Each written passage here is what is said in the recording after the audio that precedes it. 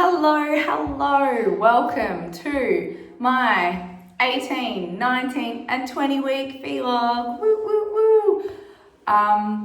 Sharing is caring, but not when it's knits in my family, which has been really exciting. We've all had knits, haven't we, Prairie?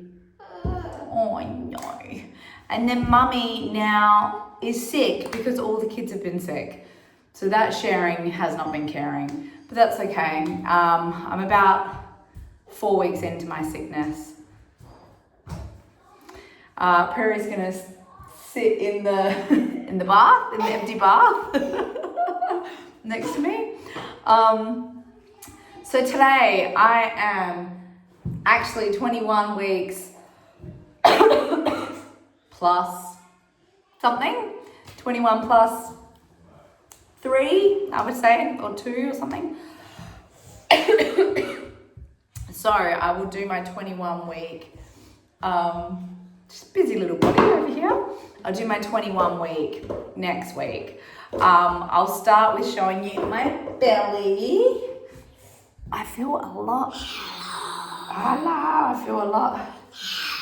bigger now than the last time I did my vlog.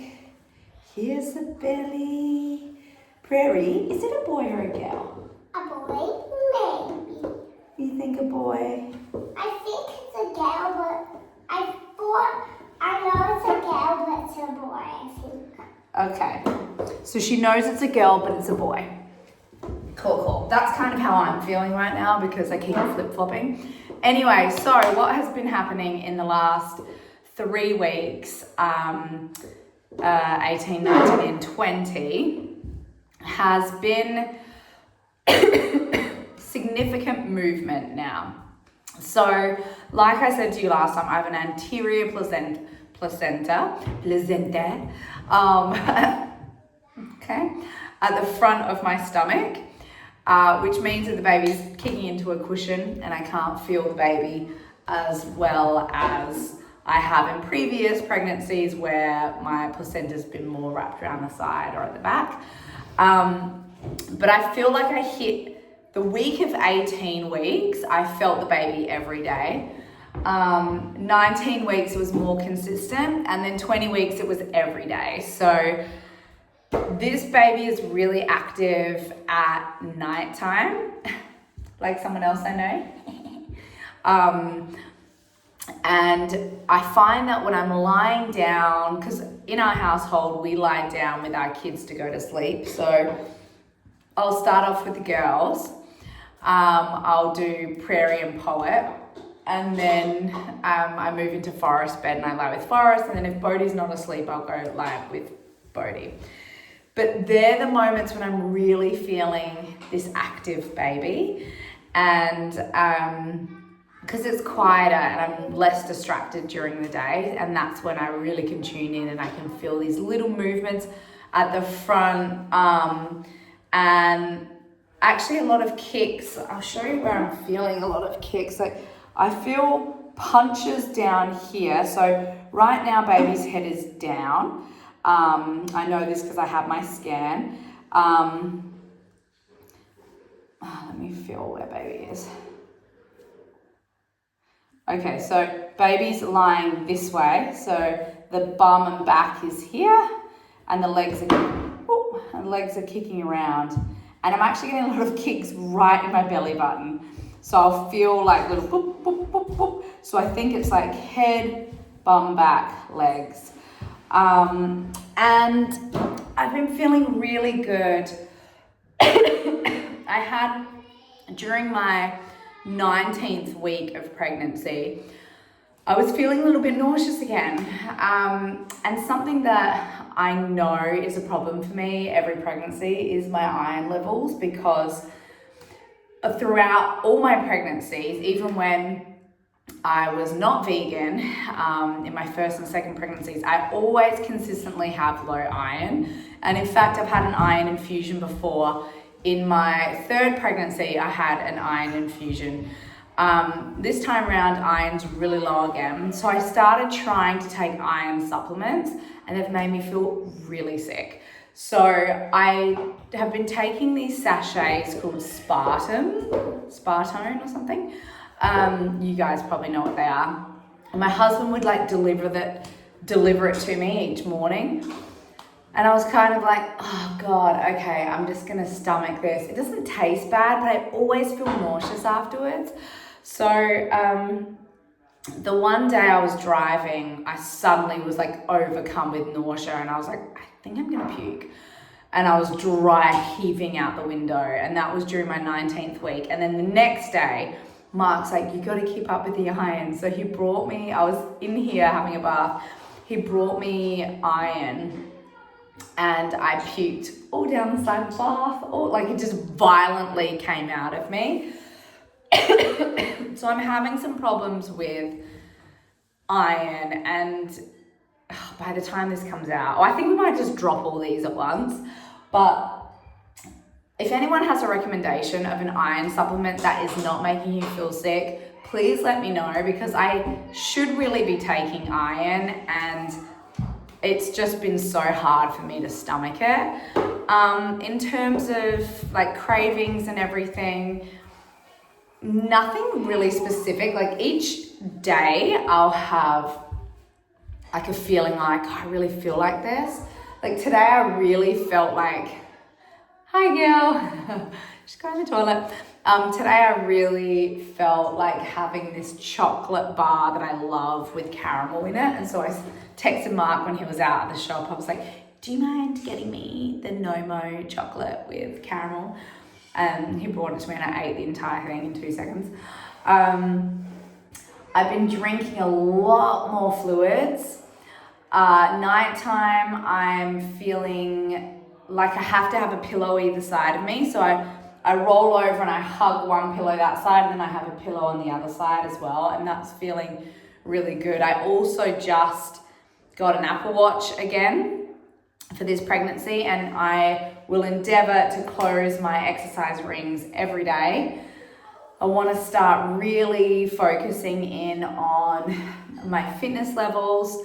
Something that I said had sort of come up for me the last pregnancy vlogs was I was having a little bit of anxiety about this idea of a shortened cervix. And I'm a part of this Reddit group called Pregnancy After Loss.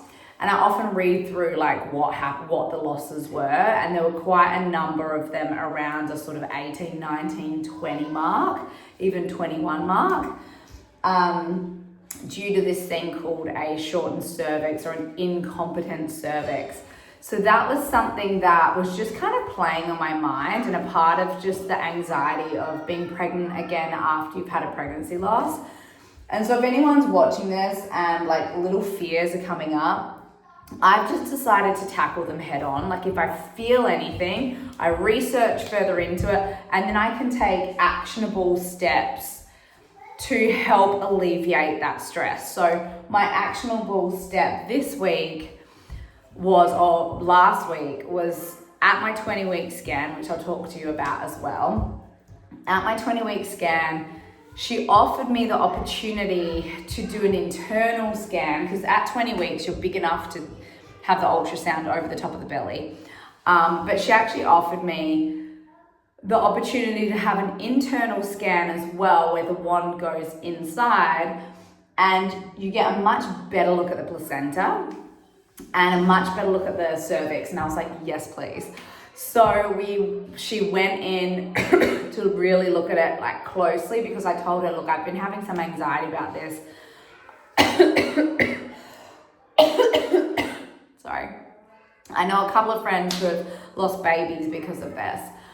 So can you just check that my cervix is looking okay and that we're still closed? And one of the risk factors in having an incompetent cervix is having previous D&Cs, which of course I had last year when I had a loss. And I had a few, like in 2015, I had another one. So I've had 2 so far. Sorry, it's the witching hour right now at my house. I think there's an argument going on in the background. And so she really closely looked at it, and she says, look, we like it to be at 2.5. and you're at 3.6. So you're good. Get that out of your head. You're good. And I think it was because I was also having a few sharp cervical pains. And I think it was just baby's head banging against it. And I just, it was just like that seed, the planted seed of like, oh my God, is everything okay? And I will say that now that I'm having consistent movement every single day, I really can count on feeling baby every day. I haven't used my Doppler. I am just feeling much better. I think the last 2 weeks, like week 19 and 20, or even like 20 into 21, I've been feeling so much more confident about it all, and just, it's really starting to sink in that we're having another baby. Oh, I love you. Love you. Thank you. You're welcome. Yay. Oh, my husband's been so sweet to me too. Today he was like, you're the best mom. You're just so good. Does everyone appreciate mom? Does everyone? It was so cute. He's being like extra cute and loving. I got me a kombucha. I've been drinking a lot of these. Guys, I drink kombucha twice a day, 3 times sometimes. Yes, so that like helped, like having that actionable step of getting this thing checked out so that I can just rule that out was important for me. I also wanted to see how much water was in the water bag too. Like I was like, are we looking like there's enough fluid in there? And she was like, yep, you're good. And then I got to see my baby, and he or she was just sort of jigging around a bit in there, like a bit of partying. Oh hey girlfriend. And they were moving a lot, but we got to see everything. And the cutest thing that the baby was doing, and this was so divine, was baby literally had its like foot in its mouth, like sucking on its foot, and then had like, was holding its foot into its mouth, sucking on its toe, and then had one finger up, like a pointer finger up, which was so cute. And I could see it practicing swallowing the amniotic fluid, and I can actually really see the fluid going in and out and in and out. And that's them practicing that sucking movement for when they come out and they're breastfeeding. So that was really sweet. The lady who did my ultrasound was like, okay, I'll tell you when to look away. Like when she was looking at the bladder and the femur bone, she was like, you will definitely like see a sex organ if you keep looking. And I was like, okay. So I look away, and she was like, I'll tell you when you can look. And then she told me, and I didn't see anything, but there were a couple of times when I saw sort of the potty shot, like shot from the legs, and this would be the bum. And I kind of like secretly looked to be like, what is it? Which is so dumb because I want to have a surprise. But I still like had a little quick glance to see if there was anything very obvious dangling in between the legs, which I keep thinking there is. And I didn't see anything.